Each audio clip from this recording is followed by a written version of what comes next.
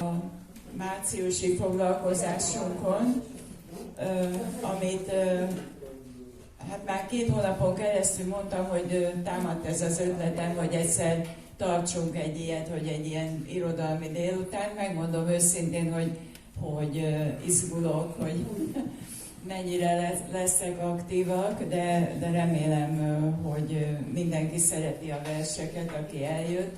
De mindenek előtt szeretnék, nem a témához kapcsolódik, de szeretnék egy nagy meglepetést okozni nektek. Méghozzá az egyik tagunk, nem én fogom a meglepetést okozni, hanem az egyik tagunk, aki egy pár mondatban el szeretné mondani, hogy mi történt vele az utóbbi 1-2 hónapban. Inkább felolvasom, amit leírtam.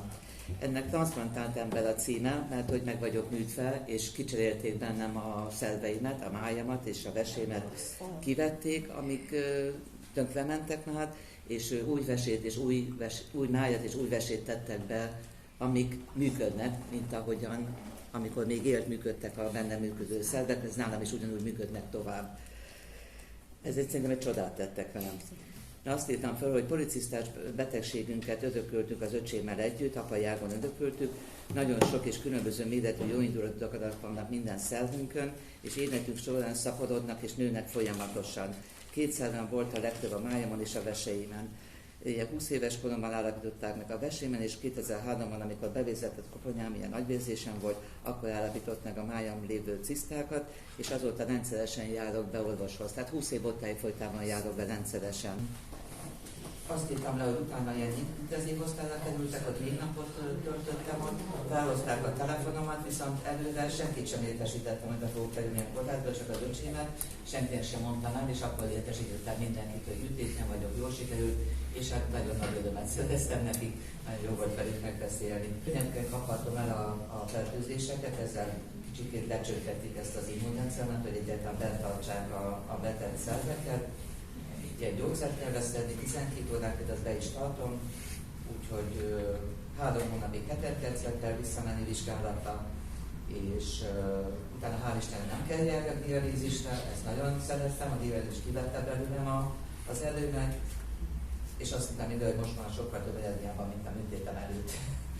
Szeretném bemutatni vendégünket, aki itt ül mellettem, Ari Fabro, a 2016 óta a Kőbányai Íróköltők Egyesületének a tagja, és írt egy könyvet is Petőfivel kapcsolatban. Egy pár szóval elmondanám, hogy 59-ben született Szabolcs-Szatmár-Bereg megyei Cégény-Dányádon. Általános iskoláit ott végezte, a középiskolákat Nyírbátorban, majd főiskolára Nyíregyházára jelentkezett. Pedagógusként leveleken kezdte, majd Nyíregyházán, majd a fővárosban folytatta. 2016-ban költözött Kőbányára, a Fekete István általános iskolában helyezkedett el. Akkor megkérnénk, hogy beszéljél a könyvedről, így bevezetésképpen, és akkor utána majd mindenki elmondja, felolvassa a kedvenc versét. Elvégeztem más-más szakokat is, vagy tanfolyamokat, és így kerültem én, amikor az orosz nyelv oktatása megszűnt, orosz szakosoknak volt ingyen képzés, és ott kellett nevet választani az előadásokon, egy olasz nevet. Azt mondtam, hogy nem fogok olasz nevet választani, hanem a Kovács Arankát, az eredeti születési nevemet fordítottam le. Ugye az Ari az a becenév, és akkor a Kovács a Fabro. Írtam egy 5. könyvet, ami eltér a megszokottól, egyrészt azért, mert nem verses könyv, másrészt azért, mert a téma is ugye egy különleges téma. Petőfi nekem mindig is kedvencem volt, és büszke vagyok rá, hogy a Petőfi út 7 szám alatt születtem Szatmáron, ahogy az előbb beszéltünk is róla a doktor úrral, véletlen egybeesés, hogy kiderült, hogy földik vagyunk majd csak. És amikor jöttem ide, egy kicsit izgultam, mert ugye 1-2 embert ismerek innen, bár szerepeltünk már ebben a csoportban. Gyuri jobban tudja, melyik évben, mikor a sztrókosoknak adtunk egy kis műsort a Kőbányai Íróköltők Egyesületen. Ma reggel korán keltem, és akkor egy idő után így félretettem a könyvet, erről a könyvről van szó, mert azt mondtam, hogy én írtam, tudok róla beszélni, ami belefér az időbe, aztán rám szóltok, hogy elég. Ez nem egy regény, és nem is egy tudományos könyv, mert én nem vagyok egy szakértő. Tehát én úgy, mint egy magánember, úgy írtam meg ezt a könyvet, és azt vállaltam benne, hogy a Petőfi emléknap, vagy úgy talán jobban tudjátok, hogy a Petőfi csontoknak az eltemetése, az elhelyezése a Fiumei úti temetőben, azon az eseményen vettem részt, és nagyon dühös voltam, amikor a médiában, az újságokban, tévében mást hallottam, mint ami történt. És akkor már bennem motoszkált, hogy én ezt egyszer le fogom írni, és ez most jó alkalom volt. Ezért érdekes címek születtek. Ugye van egy ajánló, van egy bevezető. Utána Petőfi a 86. ünnepi könyvéten. Hogy került oda Petőfi? Másnapi meglepő változások. Megemlékezés a Puskás arénában. A halott nélküli gyászmenet. A mi kegyeleti megemlékezésünk. Visszatérés. Információk. Vádaskodás, vállalás, maszatolás. Kövezés Tokajban. Az utolsó hadifogoly hazatérése. Ez kérdőjellel, hogy az utolsó volt-e. Mellékletek, cikkek, versek, zárszó. És egy kis képgaléria. Petőfiről mesélték, hogy Szatmáron, ahol elég gyakran megfordult, szülőfaluntól, a Szamos partján fekvő Cégindányától nem messze, Tunyogmatolcsnál írta a Falu végén Kurta kocsma című versét. A polgármester elmondta, hogy csináltak egy kocsmát most megint oda a régi helyre, ami hamarosan megnyit és látogatható. Egy kicsit más stílusban, de a Falu végén Kurta kocsma, tehát ez a neve, hogy Kurta kocsma. A Kölcsei család kendeága innen körülbelül 15 kilométerre Cégindányádon élt a folyóparti kastélyában. Oromzatán mai napig ott van Kölcsei Ferencnek a házi áldása. Alkotta munkáskéz engem, s a Szőke-Szamosnak partjainak költő látvala, s renge felém. Ház örökülj, s vidám békével tartsa lőletben gazdád, s gyermekeit, s hív unokái sorát. Az irodalom történet azt mondja, hogy az élményt Pesten szedte rimekbe. Hogy mi az igazság, ezt most már nehéz kideríteni, viszont a faluban ezt a fát, ami alatt ő leírta a gondolatait, Petőfi fának nevezték el. Ez a Petőfi fa van a borítóképen. Múlt év szeptemberében jártam ott, egy gyönyörű szép parkban található, egy székelykapuval díszített parkban, és ott más emlékfák is, amik már az ő emlékére máshonnan hoztak más Petőfi társaságok. Akkor elindítanám itt a kört, akkor Magdi, légy szíves. Hát én egy nagyon kis verset, csak a Reszket a bokor, mert biztos mindenki ismeri. Reszket a bokor, mert madárka szállott rá. Reszket a lelkem, mert eszembe jutottál. Eszembe jutottál, kicsiny kis leányka, te a nagyvilágnak legnagyobb témántja. Teli van a Duna, tán még ki is szalad. Szívemben is alig fér meg az indulat. Szeretsz rózsaszálam? Én ugyan szeretlek. Apád, anyád nálam jobban nem szerethet. Mikor együtt voltunk, tudom, hogy szerettél. Akkor meleg nyár volt, most tél van, hideg tél. Hogyha már nem szeretsz, az Isten áldjon meg, de ha még szeretsz, úgy ezerszer áldjon meg. Farkas kaland. Pajtás, te ettél, véres a fogad, s mi szenvedünk éjségi kínokat. Mogorva a tél, puszta a határ, rajta a vihar légkaripája jár. Csak ember és állatnak nincs nyoma, de most beszélj, hol volt a lakoma? Így kérdi társát a farkassereg, kitérkezésekor üdvözeltene. A jól lakott nem késik szólani, és tőle így beszédet hallani.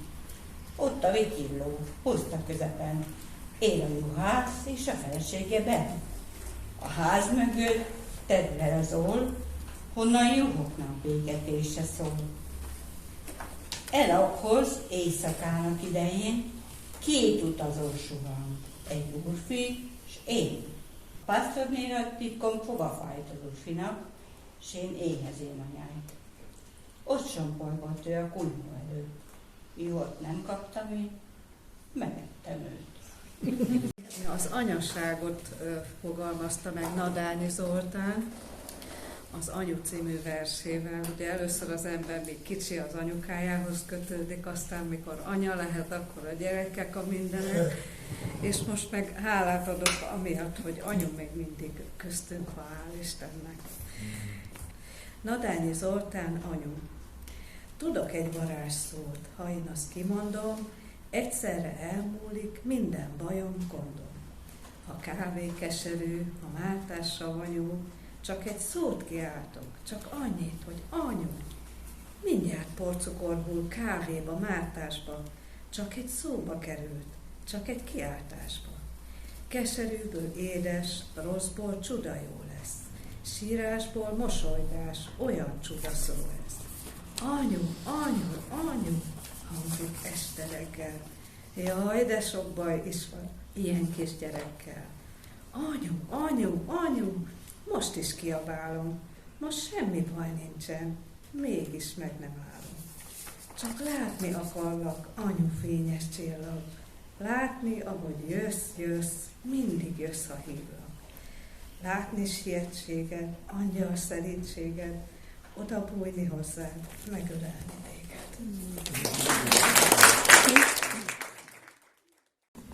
Gondolkodás közben, ezt azért mesélem, hogy érthető legyen, elkezdtem takarítani, és a falon találtam én egy kis zászlóskát, amire egy vers volt írva, és én emlékeztem, hogy én ezt valahol láttam.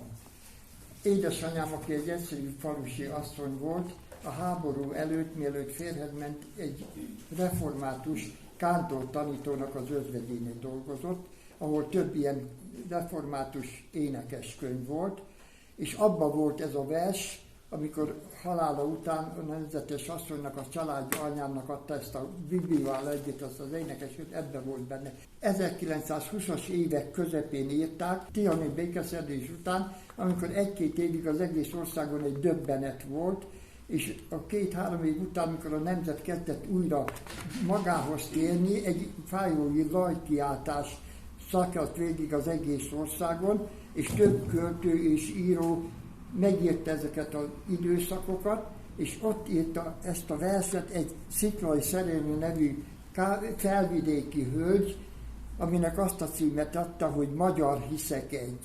Hiszek egy Istenben, hiszek egy hazában, hiszek egy isteni örök igazságban, hiszek Magyarország föltámadásában. Ez az én vallásom, ez az én életem. Ezért a keresztet vállaimra veszem, ezért magamat is ráfeszítetem. Szeretném harsogni kétkedők fülébe, szeretném égetni reszketők lelkébe, lángbetűkkel írni véres magyar égre.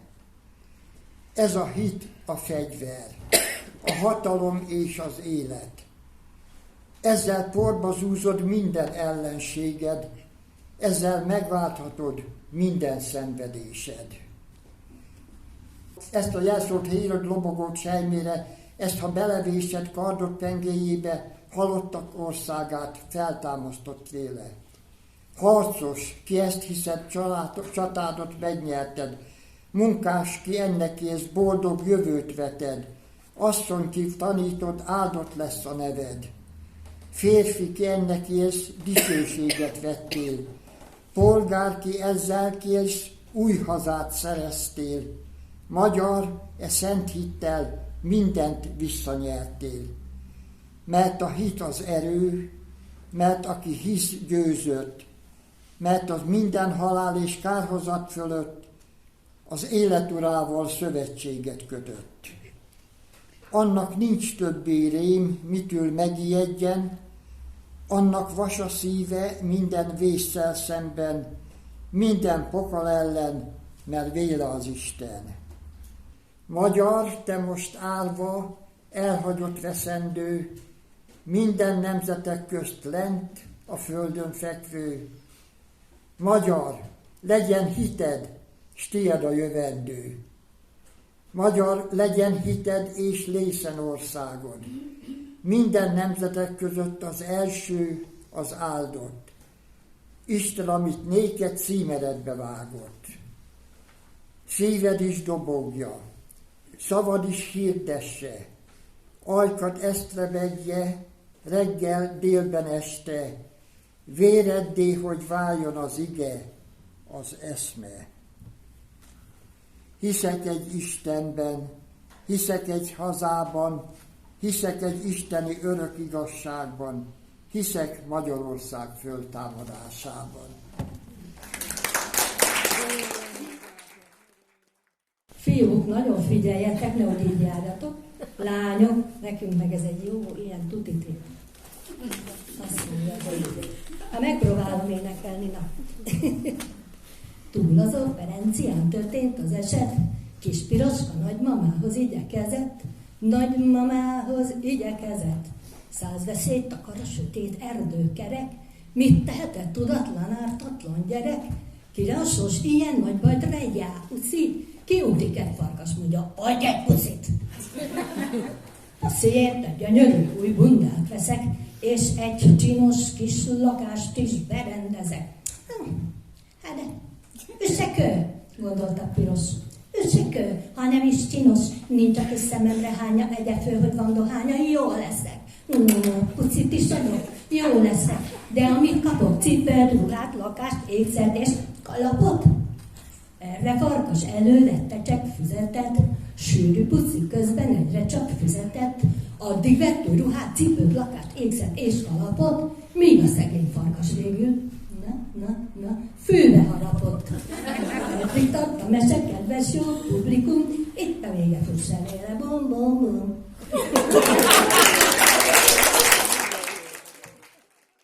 A feleségem nagyon szeretett volna eljönni, de beteg. Úgyhogy elküldte az ő kedvenc versét, viszont én nem vagyok jó versolvasó, megkérhetem valakit, hogy Arany János fiamnak című versét felolvassa. Ki van nyomtatva? Arany János fiamnak. Hála Isten, este van megint. Mával is fogyott a földi kém. Bent magános árva gyertya ég. Kívül leskelődik a sötét.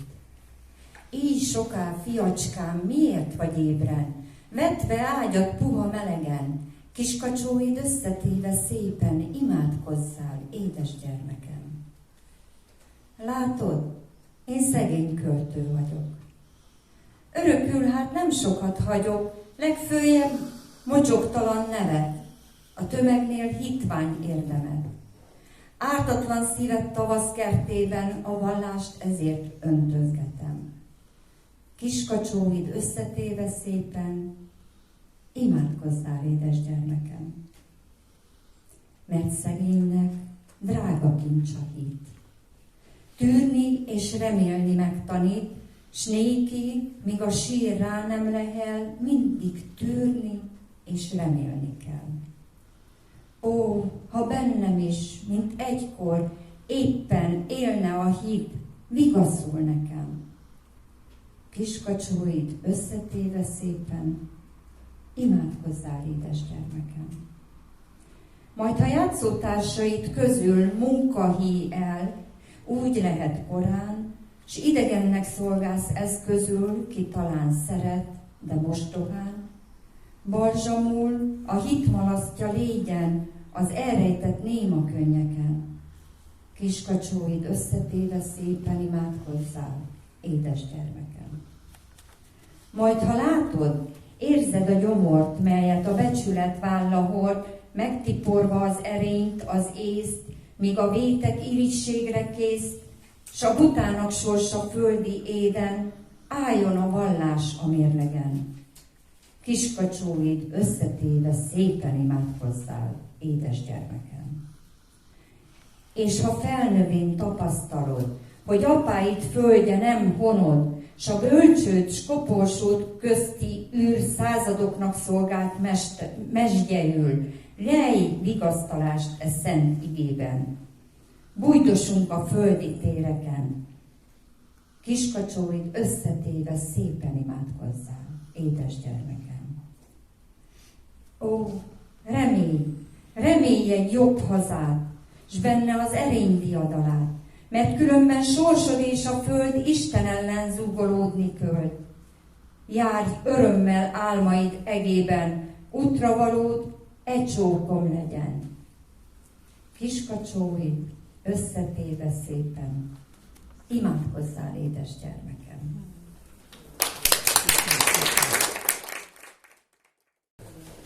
A nagyon fúj a szél, és tavasz van.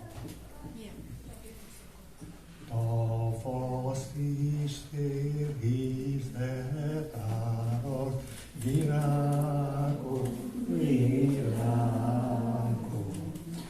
minden madár társat válasz, virágom,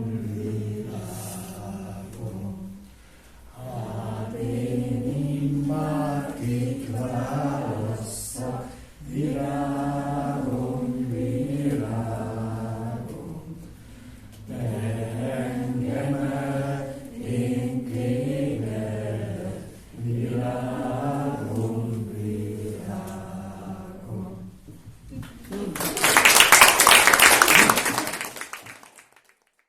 Andika fog most tavalni. Igen. Móra Ferenc, fecske hívogató, villás farkú, becske madár, jaj, de régen várunk, kis ibolya, szép óvirág, kinyílott már nálunk. Fátyolszárnyú kis méhecskék, zúgva döngbe szállnak, cifra lepkék, kék legyecskék ide-oda járnak.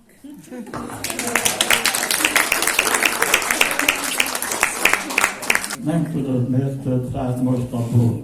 Megkopott emlékek törnek most elő, melyről azt hitted, elmosta az idő. Egy arc, egy mozdulat, mit elfeledtél, egy hang, egy szempár most benned újra él. Egy fiú, kit nemrég oly nagyon szerettél, egy fiú, kit nemrég oly hamar feledtél. Megpróbálsz nem gondolni rá többé, de akaratlanul is érzed a régi csókizét. Azt hitted, elmúlt már, mert volt, mikor szeretted, majd rá fogsz jönni, hogy van, akit nem lehet feledned. Köszönöm. Falu végén kurta kocsma, oda rúg ki a szamosra. Meg is látná magát benne, ha az éj nem közeledne. De az ég közeledik, a világ elcsendesedik. Pihen a komp kikötötték, benne hallgat a sötétség. De bezzeg, a kocsma hangos, munkálódik a cimbalmos. A legények húrjongatnak, szinte rengbeli az ablak. Kocsmárosné, aranyvirág, ide a legjobbik barát. Vén legyen, mint nagyapám, s tüzes, mint ifjú babám. Húzd rá, cigány, húzzad jobban, táncolni való kedvem van. Eltáncolom a pénzemet, kitáncolom a lelkemet. Bekopognak az ablakon. Ne zúgjatok olyan nagyon, azt üzenni az uraság aludni vágy. Ördögbújék az uradba, te pedig menj a pokolba. Itt jönnek, kopogtatnak, igen. Csendesebben vigadjanak, Isten áldja meg kenteket, szegény édesanyám beteg. Feleletet egyik sem állt, felhörpintik boraikat, véget vetnek a zenének, és hazamennek a legények. Búcsú. A szerzője egy hányatott sorsú bolgár költő, akinek a sorsa majdnem azonos volt Radnótiéval. A kivégzése előtt 1 órát kapott, hogy elbúcsúzzon a feleségétől. Egy verset írt neki. Majd álmaidban meglátogatlak, mint messzi vendég, kit senki se várt. Ne hagyd, hogy künn az úton ácsorogjak, az ajtód be ne zárd. Belépek hozzád, csöndben letelepszem, s csak nézlek a homályon át, és mikor édes arcottal beteltem, megcsókorlak, és úgy megyek tovább. Kamatkorom óta az egyik kedvencem Robert Burns skót költőverse, ő a skótok Petőfije. Robert Burns, a falusi rendező. Van itt valaki? Ki kopog? Én vagyok, mondta Findlay. Takarod, senki sem hívott. Ugyan már, mondta Findlay. Lopni indultál? Mit csinálsz? Megsúgom, mondta Findlay. Valami rosszban sántikálsz? Nem rossz az, mondta Findlay. Ha most kinyílna ez az ár, csak nyílna, mondta Findlay. Nem alhatnék el újra már. Nem bizony, mondta Findlay. Ha benn volnál szobában, itt, bár volnék, mondta Findlay. Itt rostokolnál hajnalig. Hát hogyne, mondta Findlay. Ha itt maradsz ma éjszaka, maradok, mondta Findlay. Vigyázz, hogy éppen juss haza. Vigyázok, mondta Findlay. És bármi essék is ideben, hadd essék, mondta Findlay. Mint halálig titok legyen. Titok lesz, mondta Findlay. Szabó Magdáról nem tudtam, hogy versei is vannak. Ennek az a címe, hogy Hinni. Hinni szeretnék a kimondott szóban, hinni az emlékekben, egy régi fotóban. Hinni szeretnék egy darabka kőben, egy száraz faágban, vagy épp zöldvelőben. Hinni szeretnék a könyv betűiben, a madarak dalában, a tiszta levegőben. Hinni a szóban, a segítő kézben. Hinni szeretném, hogy van minden hinnem. Gyerekkel játszó, égi türelmény, istenségnek látszó, csalfalak remény. Ki teremt magának a boldogtalan, ki védajdalának boldog untalan. Sima szállta, mit kecsegtesz, miért nevetsz felém? Kéteskedett, miért csebettesz, még mindig is felém. Csak maradj magadnak, bíztatom barát, itten szétszaladnak, mégis megcsalad. Kerten márciszokkal végigültetél, csörgő patatokkal fájó éltetél. Rám ezer világgal szóltad a tavasz, égi boldogsággal fűszereztem azt. Gondolatai minden reggel, mint a hürkelény, repkedtek a friss meleggel, rózsáim felé. Egy hiát ismerted örömünknek még, ül a szívét kértem, s megadázik.